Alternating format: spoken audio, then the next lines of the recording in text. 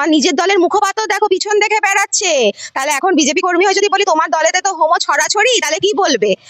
আর সব থেকে বড় কথা হলো মানে কুণাল বাবু মানে চোর কুণাল আজকাল পিছনও দেখছে, আর নিজে পিছনটা আগে দেখুক না। নিজেটা তো একেবারে সাদা অস্ট্রেলিয়ান শুয়োরের মানে নিজেটা তো ওরকম আজকাল হয়ে যাচ্ছে, পুরো অস্ট্রেলিয়ান ওই অস্ট্রেলিয়ান যে পিকগুলো হয় না সেই রকমের মতন তো নিজের শরীরটা তো বানাচ্ছে। সে আবার লোকের পিছন দেখছে, আর পিছনে লাগার মতন দেবের মুখ না দেখে দেবের পিছন দেখছে। আরো জানি না আরো কি কি দেখেছে, সেটা কুণাল বাবু ভালো বলতে পারবেন।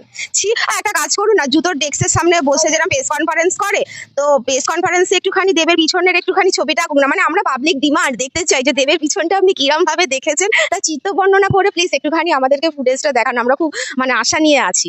বাংলায় মানে এতদিন তো আমরা চুরি চুরি দেখেছিলাম, এবার একটা বাংলায় নতুন নতুন ট্রেন্ড উঠেছে, পিছনে পিছনে ঘষাঘষি পেছন। মানে এদের দলের এক একটা নীতি, কেউ বলছে লাগাও, কেউ বলছে গুঁজে দেবো, কেউ বলছে ঠাপিয়ে দেবো। আজকে আবার নতুন কুণাল বলছে কিনা, চোর কুণাল বলছে যে পিছন পিছন ইয়ে